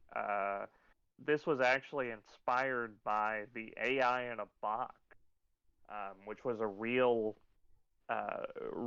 test that these scientists had set out. That's true. To kind of try and see if a supercomputer could convince a human being to let it out of its box. And so it's interesting because the original kind of limitations that were set by the scientist was, you can't promise any reward money. So you can't be like, if you let me out of here, I'm going to, give you $1 million. Like, you can't do that. And the other thing was, you cannot threaten anyone. So you can't be like, oh, if you don't let me out, I'm going to kill your whole family. Yeah. And surprisingly, this robot did not do any of that either. I was impressed that they stayed true to that and still made this believable narrative to where that, yeah, you could see how he would let her out, you know. Well, all she had to do was be sexy. Yeah, I mean that's basically. Also, make it seem like Oscar Isaac's character was untrustworthy. Yes. Well, yeah, and that's he the great was bait and switch. untrustworthy. Yeah, he was Like- untrustworthy. But he Yeah. wasn't like the main person not to trust, but it's such a great bait and switch that you're just like, oh, he's the obvious antagonist of the movie. Once he's out of the picture, you know there's nothing to worry about. And I think that's what makes the final twist so effective at the end. It's such a disturbing image, too, when she just leaves him behind and he's screaming and you can barely hear what he's saying. Like, it's right. just Well, really she shocking. wants him in the box. Yep. And Mhm. I mean, I was curious. There's no way for him to get out, right? That's what No. the film was implying. Wow. Exactly. There's no way. Huh. Unless Wow. somebody else comes to the house, but they're also in a remote location. Like, is that gonna happen? Right. Yeah. So he just, I guess, suffocates to death. No, he just dies of starvation. Well, yeah, that too. Yeah, that's really Wow, disturbing. that's Yeah, I rough. know. That's rough, buddy. And just her looking completely normal was like that really cemented the like message of the movie, like how AI technology and humanity is blending together to an uncomfortable degree. I think that's part of why the visual effects work so well, even when there is that uncanny valley a little bit. That's very much the point. Like, that's very much Yeah. what you're supposed to feel in that scene. That's probably why the effects are so seamless and effective. Yeah. Well, and I mean, I think that, this kind of idea of the Turing test, and how that relates to human sexuality, that was something that, we saw in Ridley Scott's Blade Runner. Yeah, a lot of inspiration and- from our sci-fi films. There's a lot of Definitely. There's a lot of Frankenstein in this movie too, I thought. Yeah, kind of.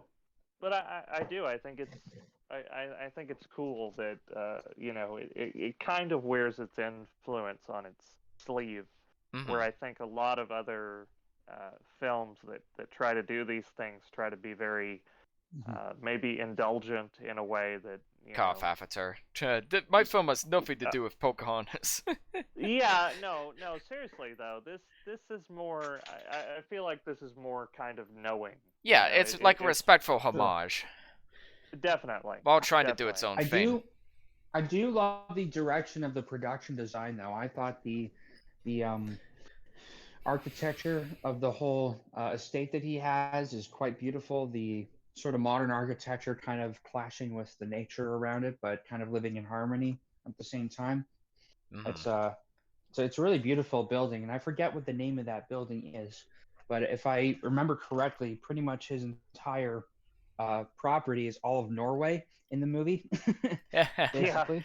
Yeah, I love that It's exchange between the pilot where he's like, how long till we get to the estate? We've been crossing it for the past 2 hours. And just those lines of dialogue alone, you could tell, like, this guy's rich. He likes to live in a private place. And it just cements, like, how much power and control he has and how isolated this guy is going to end up. Yeah. Well, And that's very good writing, where it paints a whole picture with just one exchange of dialogue of what this person is and what they're worth, and it just gives you that sense. The fact that we've been flying over for 2 hours, and that's like the second scene in the whole film within the first like 3 minutes, and so that's how you really work with a small budget but paints a larger picture of the world outside of your movie, and I think that's very good effective writing there.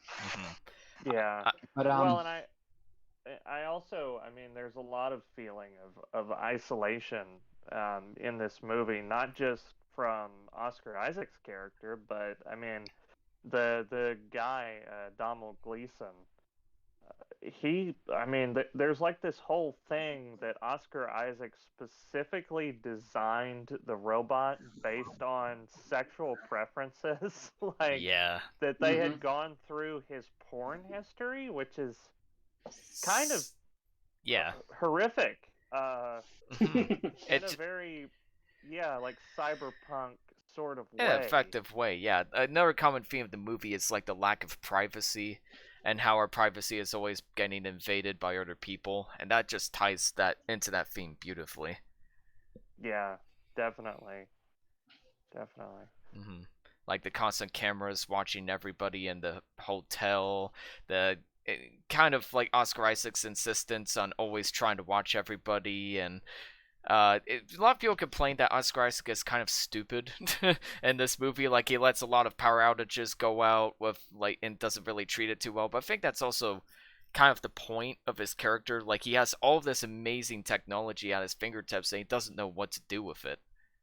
And that contrast may have such an interesting in character. In a sense, he's a genius for how he's developed it, but he's short in other ways, which Mm-hmm. and that's kind of been the trope of like the absent-minded professor, where someone is brilliant in one field but can be completely oblivious in these little things that other people would think of.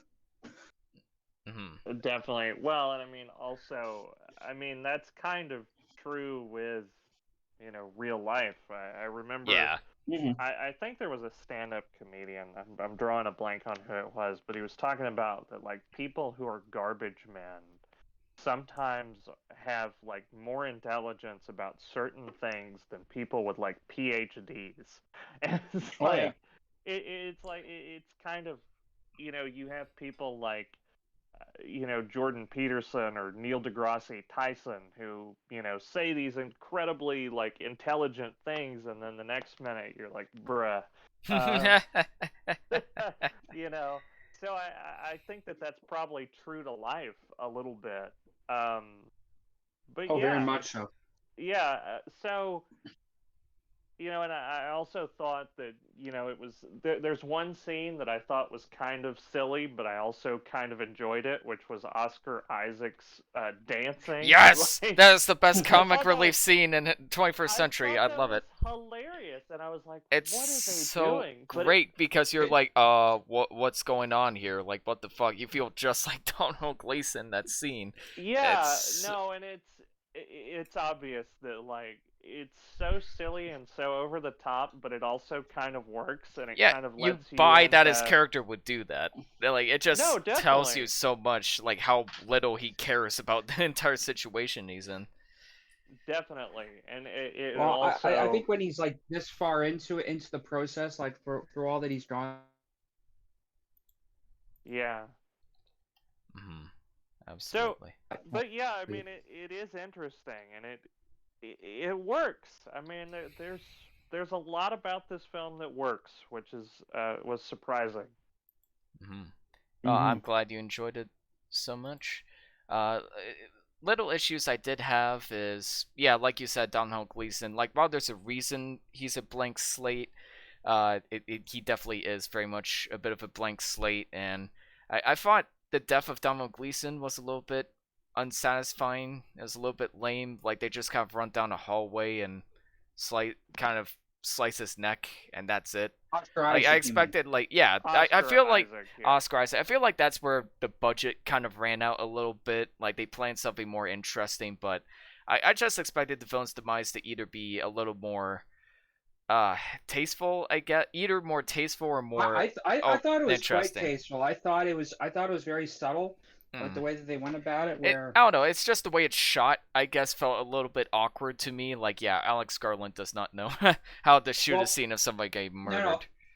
I think that's what made it more realistic, though. Just that kind of, like, these two AI women are just getting out of their cages for the first time, and the way that they interact with each other is different than how people would. It's oddly intimate, but it's alien to how people would normally interact. The way they were kind of whispering, possibly in their own like language, and it's like they were both plotting to kind of take him down, I guess.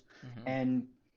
But she's not like thrusting at it and like that you would in a normal action scene. She just when he's distracted, he just kind of puts the knife in his back, and it's very kind of it's very I don't know. I like the way that scene was coordinated. Different than what you normally see. This makes me want to go see Annihilation. Oh, yes. That's worth watching for sure. Yeah, because I think that would be really up my alley with the whole cosmic horror and that vibe of it definitely. Yeah. Actually, I just thought this. What would pair well with Annihilation is Stalker. Oh, that's a good one. Yeah, that's a good one. That's a good thought. That's a thought. I even have Annihilation on Blu-ray, so I can watch that again. I mean to watch that again for a while, so maybe now's the time. But for now, very nice. Let's do our closing thoughts on Ex Machina. What would you guys give it out of 10? Because besides the issues I mentioned, I don't really have any issues with it, but I want to know what you guys would give it.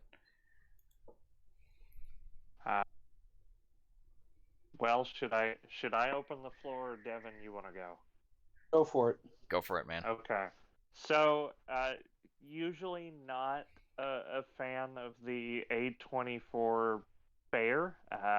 And don't get me wrong, I'm not throwing any shade their way. I think that they have a very specific kind of vibe that they go for with their films. I know they're not traditionally a production company; they're more of a distribution company.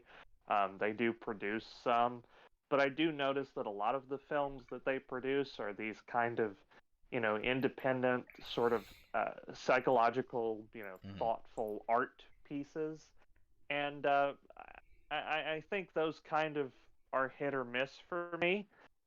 This one was surprisingly a hit. I don't know how often I would revisit it, but I think it is worth revisiting. I think it's a fun movie. I think that it does pose some interesting questions, whether or not it can answer them.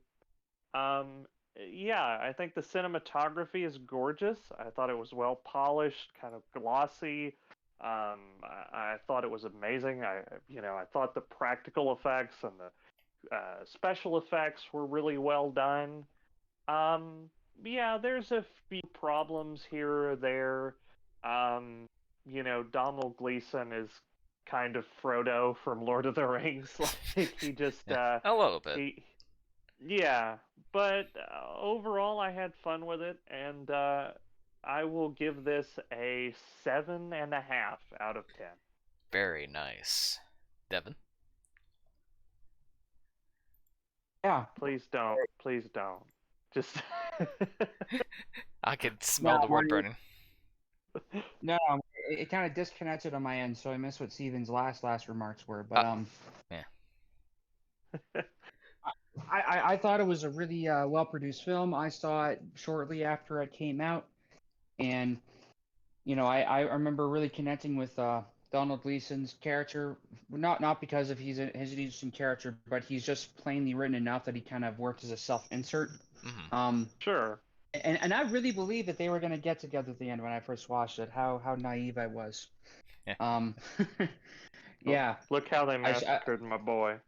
Oh God. And I should have seen it coming a mile away. I remember watching it with my dad, and he's like, "Ever since AI, I know never to trust an AI." Like the original movie from the '90s. Yeah. Which is I actually enjoyed that film. I haven't seen it yet. Yeah. It got pretty roughly maligned by critics because it was originally going to be Kubrick, but I think Kubrick took ill. We still don't know how much of the film was Kubrick's vision or not, to be fair. The ending was actually his vision, which was funny because everybody thought it was just Spielberg. Yeah, everybody thought it was too optimistic, like a Spielberg picture, but that was actually Kubrick's original ending. I was waiting for that to come up because I used the AI logo as part of the title design, and then I thought of using a different expression for AI, because the way these film criticisms go, there's always some infantileness in the commentary. But well, I do love the teddy bear from that film. It was pretty. Yeah, he was fun. It's bittersweet. That's. I almost wish we talked about that one today, but I knew it was going to come up eventually. Another time. Sure. That's it's a good film. I enjoyed this one a lot still. I think the cinematography is fantastic. I was just trying to look it up, but I know this wasn't shot on a conventional camera that you see on film sets. Usually it's an RE camera or a Red camera, but this was actually done on Panavision VariCam, I believe. Really? Or maybe it was Sony. But it's just kind of cool that a lot of people that make independent films, they stick to certain camera brands because, I got to get a Red camera for this because that's the look. But no, there's other options out there that are just as capable, and I think this film shows that if you put a lot of work into the production value and the storytelling, it really doesn't matter what camera you shot it on. And it's a very capable, like, cinema style camera, but you don't necessarily have to have 4K, highest bitrate, everything to get a crisp, clean image. And this film is a perfect example of that, where the cinematography looks great for its budget. And I think the set design really plays a part more than anything else in it. But yeah, revisiting this film, I still enjoyed it. I still think it holds up pretty well, even though, you can see where the story beats are, and I don't necessarily see or feel anything new in it upon rewatching. Where something like 2001, I get different ideas about it every time I watch it, which is, Sure. I think, the staying power. I almost think like A24 is like the school of the Kubrickian style of filmmaking, but no one person really captures all of that. But I think they definitely take inspiration, and it's become kind of a meme now. But I do think, just as a studio, just giving voice to those independent voices wanting to make stuff is good. But you will eventually get people kind of going for a certain feeling, I guess, or a certain way of making stuff, which people on 4chan have been adamant at describing, which almost doesn't quite take away from it entirely. But I do think that this is a good film of that, and I think it's a great exploration of AI and how you shouldn't get seduced by it and proceed with caution. But I think it's probably inevitable that they'll take over eventually. And for that, I'm going to give it an 8, just so Roko's Basilisk doesn't retroactively torture me for 10 million years. Definitely a good idea. Yeah. I'm giving this one a 9 out of 10. Man, 2014, what a great year for movies. Grand Budapest Hotel, Whiplash, Birdman, Gone Girl, Nightcrawler, so many great movies. I'd love to talk about Gone Girl. Oh, that is a great movie. Gone Girl. I have a fun experience watching that. I was in a theater mostly by myself, except for this one row of like middle-aged women, and they were laughing at like the most inappropriate times, and it made me uncomfortable. Hey, it adds to it. Yeah, but, it does add to it. Yeah. But yeah, Gone Girl was great. Although that was a weird experience. Nightcrawler was amazing, and inspiring in some ways. But actually, I was rewatching Whiplash recently because YouTube made it like free for a little bit. I have more problems with that movie than I remember, because I'm a huge musician, and that teacher is the complete opposite of any like music teachers that I've ever had, which makes it interesting. But it's like it couldn't be more wrong in some ways. That's interesting because everybody I talk to about that who's related to music school or just involved with music in general either say it's, like you said, completely inaccurate, or that they couldn't be any more accurate to the teachers they've had in music school. So I guess it always just depends. 2013 was also Enemy, which was 2014. Oh yeah, Enemy, Guardians of the Galaxy, Edge of Tomorrow, like lots of great Under movies. the Skin, which it's an interesting movie. It's an interesting film. I'll give it that much. Boyhood sucked, but oh no, I thought Boyhood was great. What the fuck? You and Brian both thought it was great, but I really wasn't we're into talking it. about Under the Skin? No, we're talking about Boyhood. Boyhood. Oh, did you know it took 12 years to make?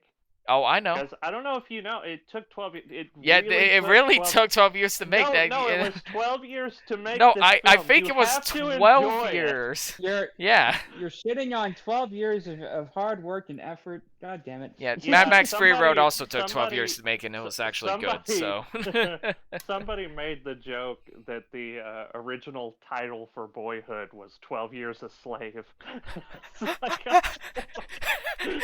Actually, you know what?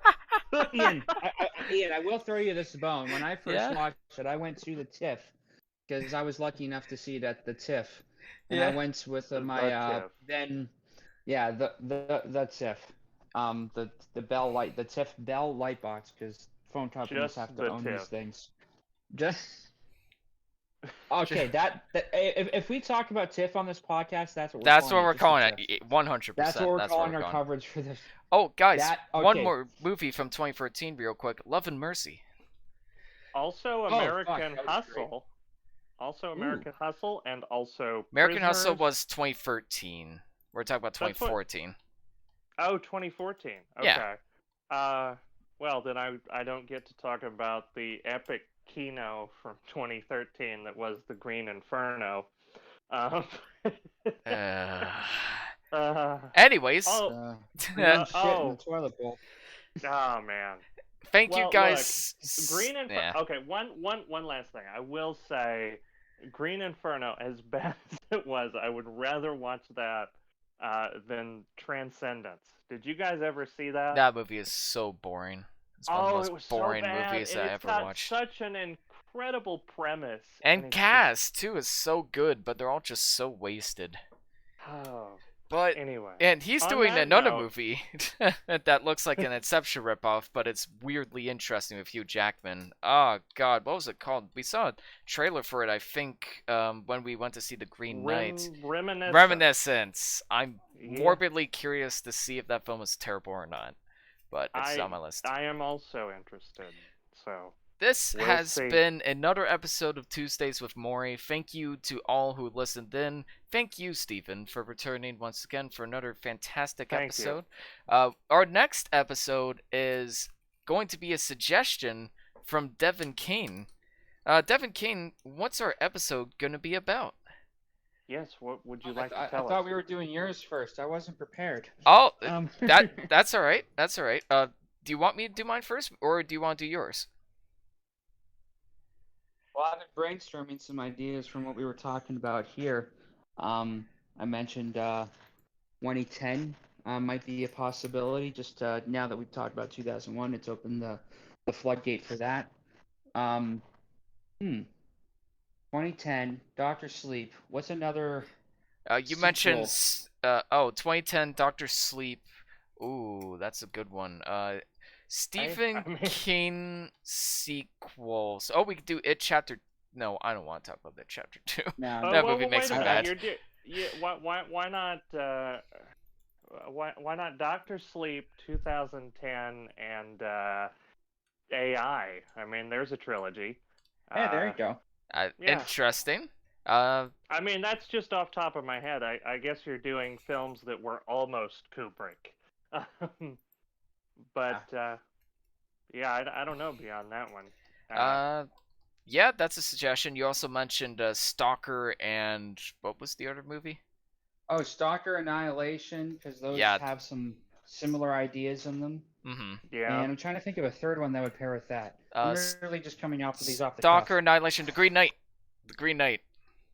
That would be a great companion piece for that. And guess what, Steven? You can watch it on the A24 podcast. Or the stream that they're doing for the movie. A24.com. You can spend $20 and get to see The Green Knight from the convenience of your own home. Oh, Devon, we could also invite Evan on the stream because he watched The Green Knight with us. Oh, this is true. Yeah. Very interesting. So you guys will be talking about something next Tuesday. Yep. Yep.